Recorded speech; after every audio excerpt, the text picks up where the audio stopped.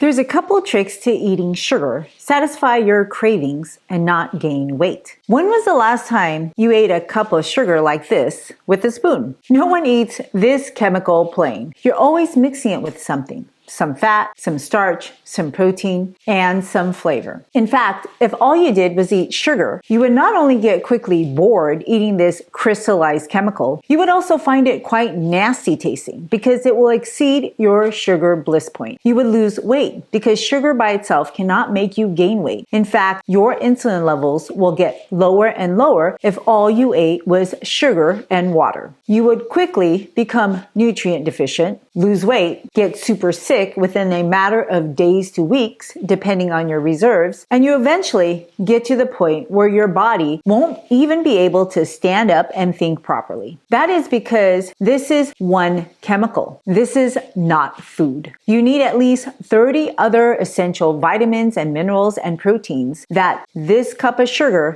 does not have. But there are healthy, sweet foods packed with sugar that taste great, can satisfy your cravings and nourish your body to help you lose weight. But your brain has to agree to eat them. And this is why it's important to be mindful of your mood. Now, before you eat anything, ask yourself how you are feeling. Your mood determines your cravings for sugary foods with different textures. We all have a variety of moods throughout the day, and that's why you have a variety of junk food in your cupboard. These moods are based on your energy level and perception of how pleasant you feel. If you feel unpleasantly revved up, that could be a form of stress or irritation, which increases your desire to seek creamy, sugary foods like a candy bar. If you feel down and unpleasant, you may look for foods that give you quick energy, pairing sugar and caffeine like a blended fragrant drink. If, on the other hand, you're in the mood to celebrate, you probably want party foods, which are fatty and sugary like ice cream and mousse. But when you feel calm and uplifted, you will be most open to simple and clean, naturally sugary foods like a juicy strawberry. Once the cravings subside, regret often follows unless you're eating clean, natural, sugary foods because your metabolism will struggle to process the junk. So when you are in a unpleasantly high state, try number 1, a peanut butter date sandwich like this. You take a date in half, make sure to remove the pit, spread peanut butter on one side like this, and then you get some whole fresh peanuts like this, and you stuff it in on the other side or just in the center. You freeze this whole thing, and then you take it out, you dip this in chocolate, you'll enjoy a creamy, Snicker-like sensation that's so much healthier than those processed sugary candy bars. Dates come in all different kinds of sweetness and textures. If you want a creamy, sweet date, a Khadrawy Date is my go-to treat. The peanut butter is also super creamy. It's actually important to freeze it, not only to solidify the chocolate, but you can enjoy your food at a slower pace. The faster you eat your food, the more food you're going to eat. You will also benefit if you don't make these treats in advance. When you are in a negative mood, force your brain not to focus on that mood by giving it a simple task. You're basically distracting your brain and teaching it to get out of that negative loop. And whenever you find yourself in a negative or unpleasant mood, just know that these feelings will pass and you can help your brain get out of that slump. Making a treat or going for a walk under the sun, or write your thoughts in a journal, or talk to a friend. These are our ways to help your brain get over cravings. And you'll be surprised that sometimes you don't even have to eat anything afterwards. Other times you will find that you will simply eat less. Now, it's important not to overeat fat and sugar.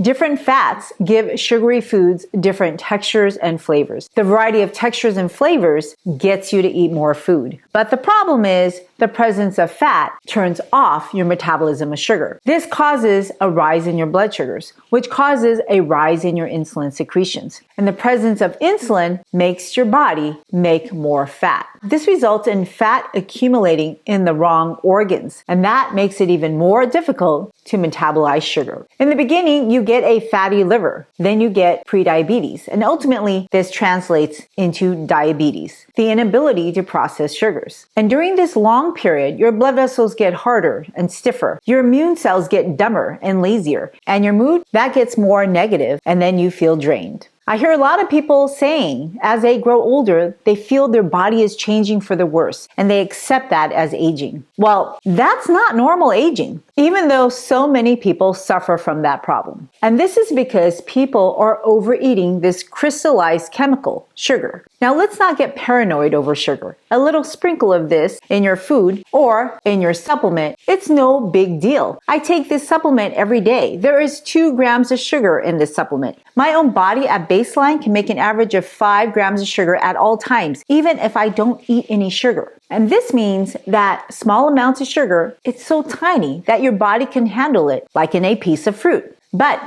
if you're going to eat cups of this chemical, whether you're putting it in a cookie or cake or your sauce, and then you're going to eat those kind of foods all day long, covered with more sugar and starches, well, you can see how quickly you can overwhelm your metabolism because of the additive effects. And this is why it's very important to eat sugar packaged in a whole natural food, foods made out of fiber. Fiber is so hard that your body can't break it. It's like delivering a present with so much tape that you can't easily open it. But when you use refined sugars, whether it's processed from a sugar cane or chemically created by a food scientist combining fructose and glucose to make sucrose, there is really no difference. Except for the food label. This one is organic and all natural. Doesn't matter if I buy synthetic sucrose, it has the same biological effect as this all natural organic sucrose. And like everything in life,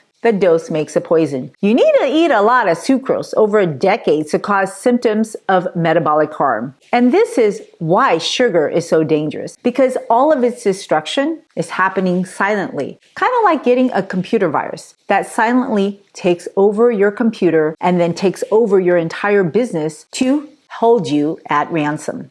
Now, if you think about it, cyanide is all natural, but it is so much less dangerous because so little of it is instantaneously deadly. So everybody knows to avoid it. But this chemical hides in plain sight, like terrorists that have assimilated in society. These sugary chemicals are terrorizing your metabolism. And the irony is all of society has embraced it in their food throughout the day. But when you eat natural whole foods, you're actually getting other nutrients that improve your metabolism. I really like dates because they are an excellent source of potassium.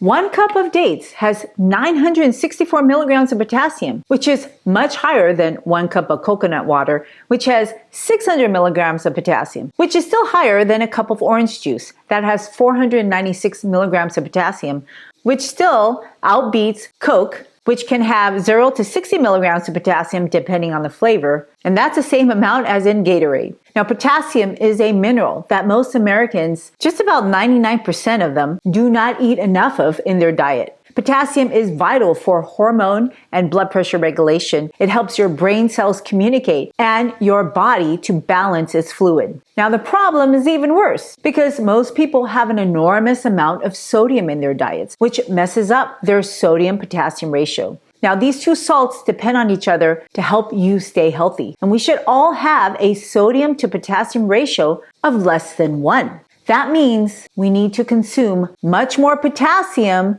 compared to sodium. But unfortunately, most Americans on the average are consuming twice as much sodium that is recommended. And at the same time, they're consuming half the amount of potassium that is recommended on a daily basis. Now, this lopsided ratio reduces blood flow, contributes to poor mood in our children as well as adults. So if you want to feel well, it's important to tank up on potassium-rich foods whenever you have the opportunity. Now, another way to enjoy the date peanut combination is to put a cup of peanuts with a 1/4 cup of dates in a food processor to make a paste. Add a teaspoon of ginger powder, a pinch of clove, and a pinch of cinnamon. Roll them up into balls, and you got yourself a wonderfully delicious treat. And if you flatten it and freeze it, it'll be a delicious peanut cookie. Now, those particular spices are powerful antioxidants to help you to mitigate the damage caused by contaminants in your food.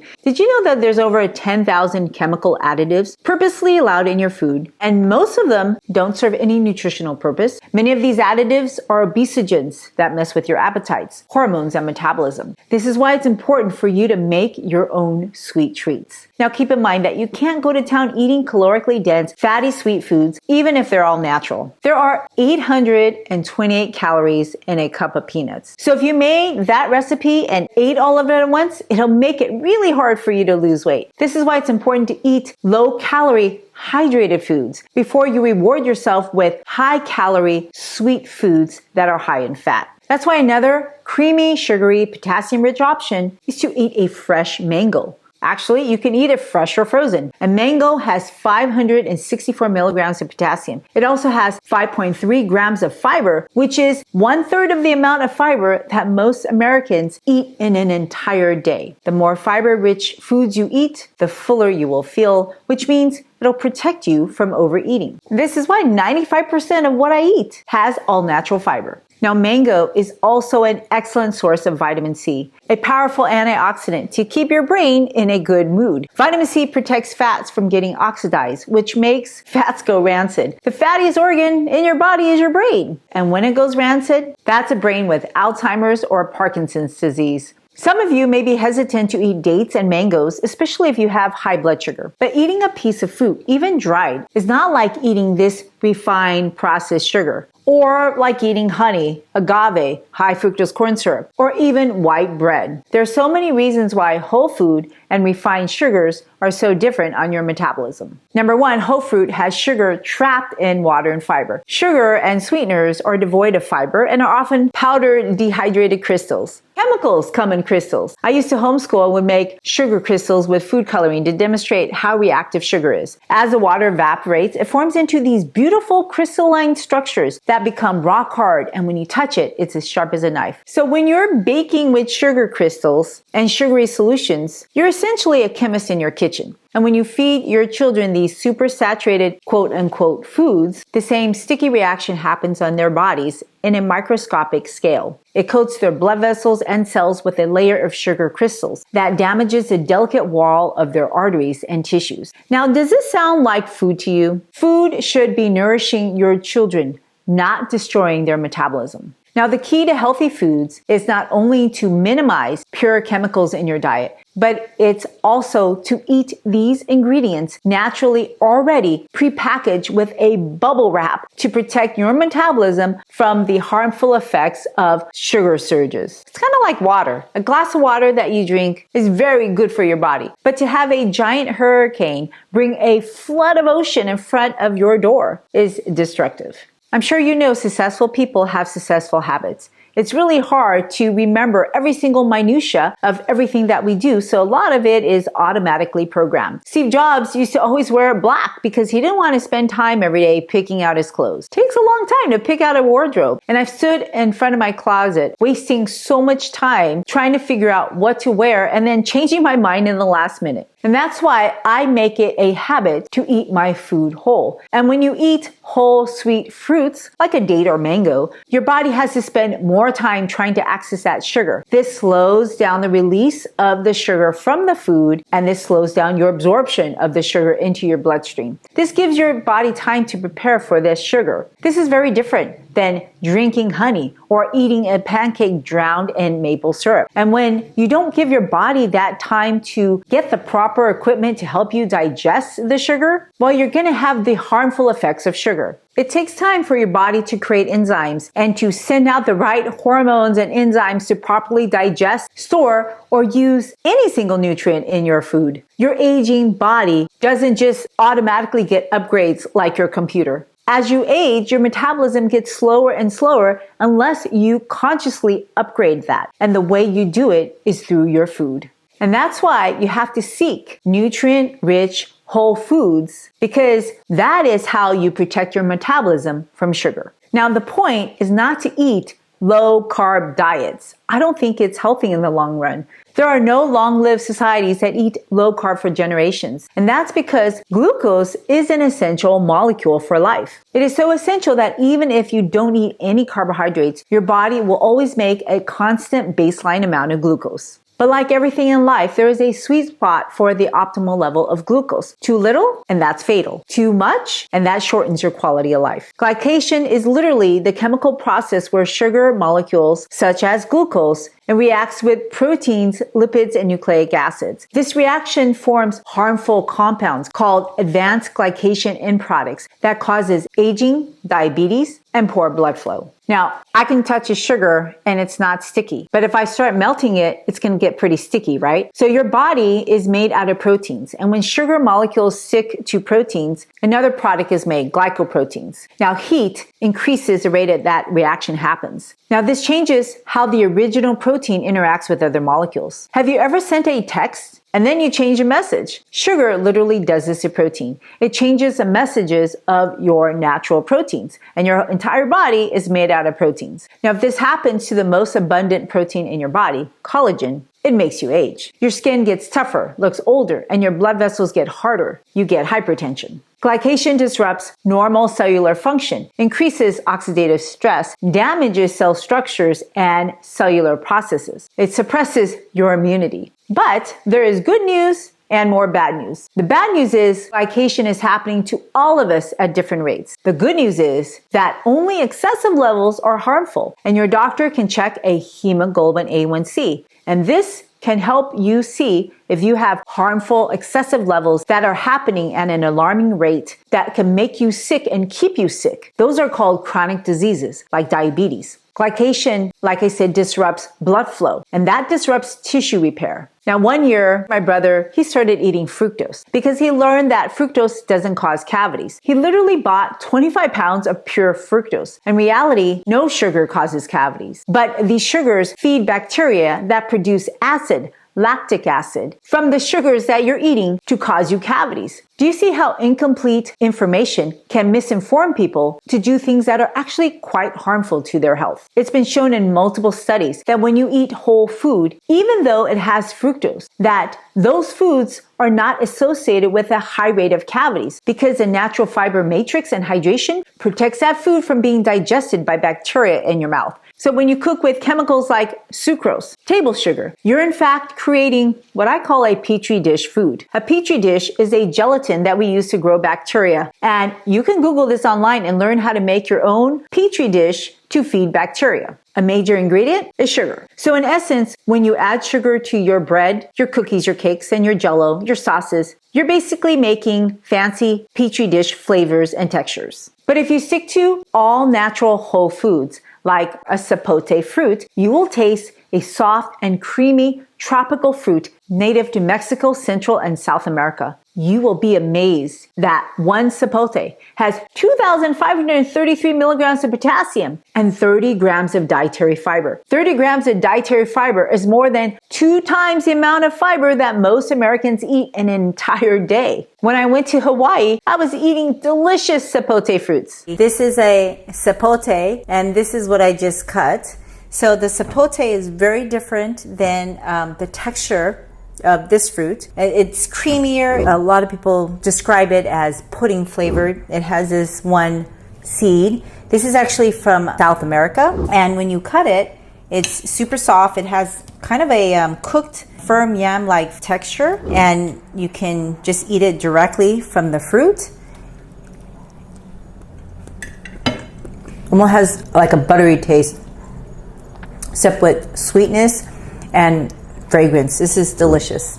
It is also a great natural source of iron, meaning 24% of the recommended daily allowance. Now, if you've ever tried a ripe sapote, you know that this is a very sweet fruit. Sure, it's high in fructose. And I just explained how pure fructose is a chemical. Now, technically, everything we eat becomes a chemical and are made out of chemicals. Everything we see and touch is made out of chemicals. But even if you dissected and separate all the chemical components of sapote, there is nobody on earth that can put them back together and make a sapote fruit. It's just like a spider web. Only a spider can make that unique web shape that is 6 times stronger than high-grade steel by weight. But if you dissect down that spider web, it's basically just protein. Fructose, in the end, is just basically simple sugar. It's also known as a monosaccharide. It's found all over the plant kingdom in fruits, vegetables, honey, agave, and grains. Now, the difference between glucose and fructose is its shape. Glucose is a hexagon made out of 6 carbons, while fructose is a pentagon made out of 5 carbons. But if you think about it, fructose is missing 16.7% of the carbons that glucose actually has. It's like your friend having 16.7% more money than you. A lot of people with more money, they like to buy real estate. In your body, each organ is real estate. Glucose, because of that one extra carbon, can go places that fructose cannot. In fact, fructose is so poor that the only place it can stay at is your liver. And unfortunately, that's not good for your liver because there's not enough real estate for fructose to stay. So when your liver gets overwhelmed with fructose, well, it changes it to fat.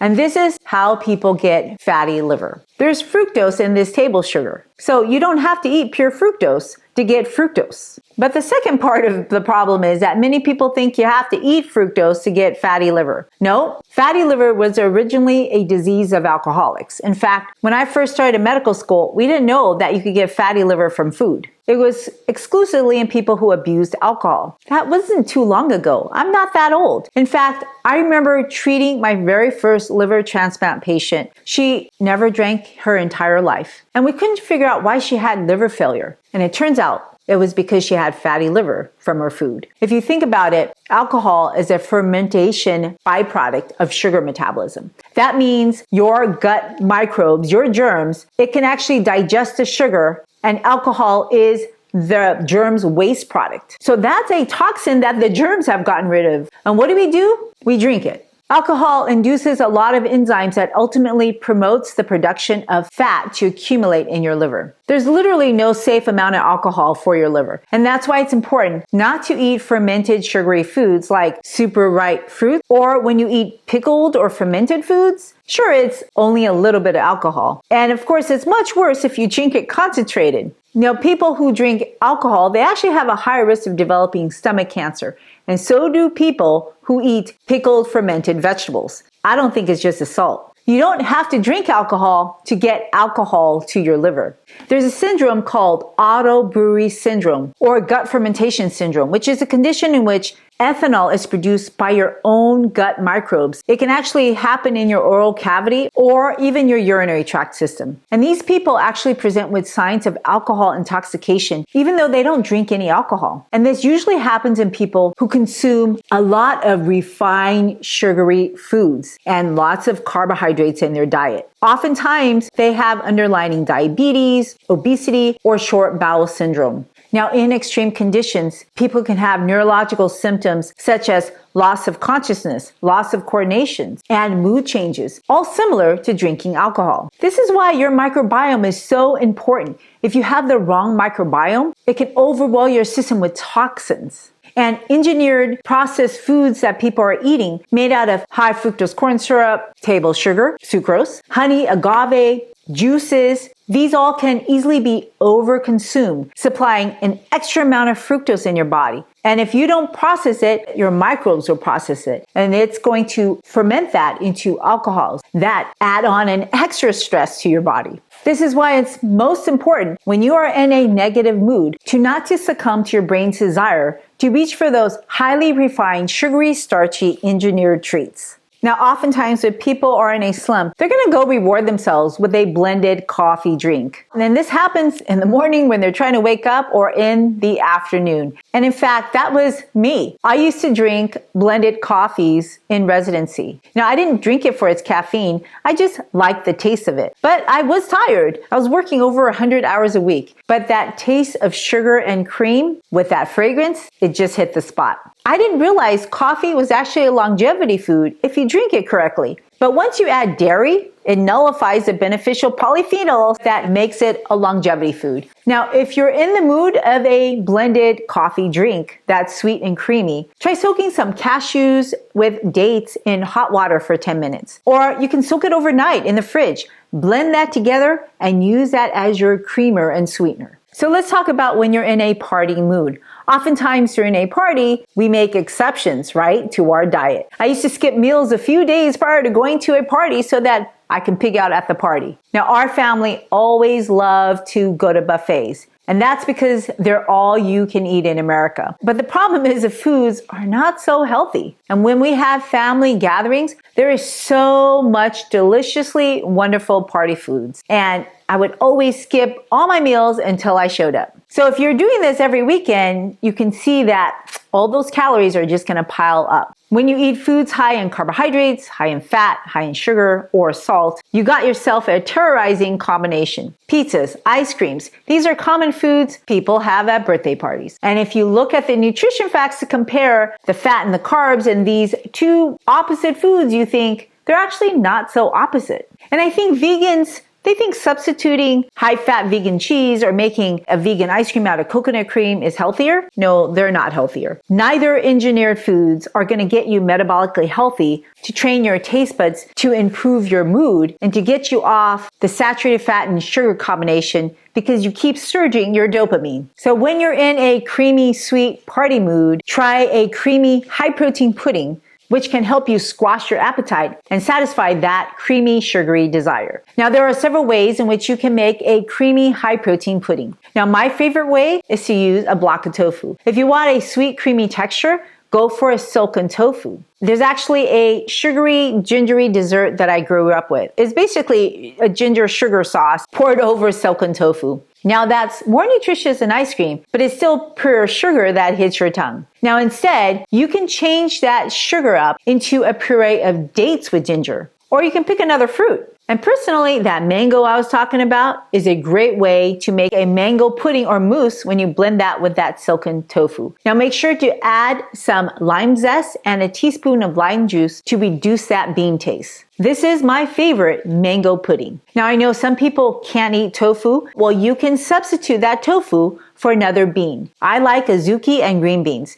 They are two of my favorite childhood beans that my parents made every single week. My dad would actually cook a pot of green or red beans and eat it like a porridge. But I always liked it better with sugar, so he would add sugar to my beans. And if you've never had sweet bean soups, you're missing out on a common sweet and creamy treat that lots of Asian people eat. And if you go to a fancy Asian restaurant, be sure to ask for it. They're probably hiding it in the back. But a better, healthier way to make these sweet bean soups is to use dates. Now, my favorite way to replicate the authentic Asian taste is to use Chinese red dates. You can actually find that fragrance in Jujube Dates. And if you can get hold of a fresh Jujube date, well, that is a metabolic powerhouse. And if you're in a good mood, a date by itself can satisfy your sugar craving. Fresh Jujube dates are moist and soft and have a crisp similar to an apple. These dates have been around for over 4,000 years and used in traditional Chinese cooking and traditional Chinese medicine. Now, one year I flew to Asia and on the plane they served me black tea brewed with some jujube dates and chrysanthemum flowers. It was so sweet and fragrant. It was absolutely the most fragrant, delightful drink that I ever had on a plane. And that's the thing, blended drinks don't have to always be full of fat and sugar if you can make it fragrant. And eating fragrant foods can significantly satisfy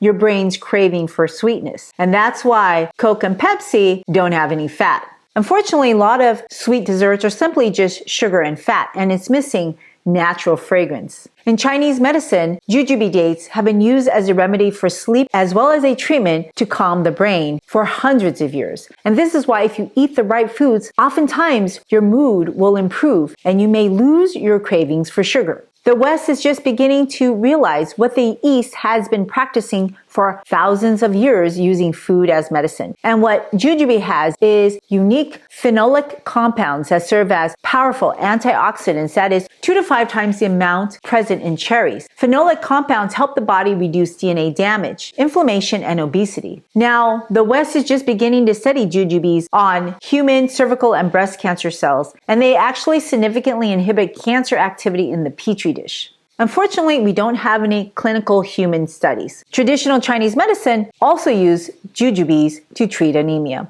But sometimes I'm not in the mood for fruit-flavored desserts. I just want chocolate. So instead of mango, I will use a deglet nor dates because it has a honey-like flavor, and make a smoothie with a tablespoon or 2 of cocoa powder. It becomes a delicious chocolate mousse if you mix it with that tofu.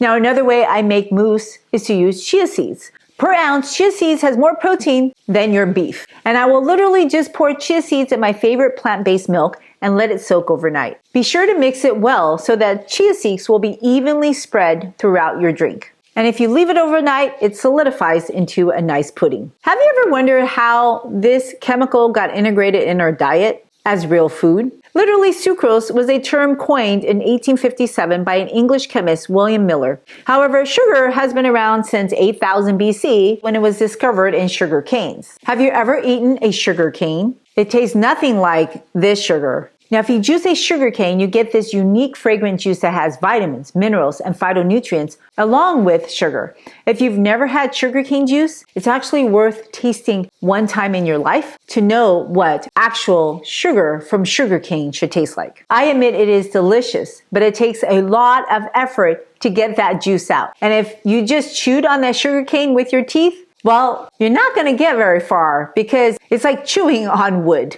For a long time, sugar was a luxury ingredient. Sugar initially was only enjoyed by royalty. In 1319, it cost 2 shillings a pound in London, which would be equivalent to about $100 per kilogram or more in today's prices. That means a $10 bag of sugar would cost you over $450 today. Imagine how quickly people would cut down sugar with that kind of inflation. But it didn't take long for governments to realize everybody loves it. And if they made sugar cheaper, the government could benefit from collecting the taxes on the sale of sugar. And even today, the US government interferes with the sale of sugar to keep prices artificially high. It's not surprising that 87% of the processed foods sold on the market have sugar. So in essence, it's really hard to succeed on a sugar-free diet when 9 out of 10 foods in the market has some kind of sugar. And by the way, honey, agave, maple syrup, they are not healthier sugars. Honey contains 40%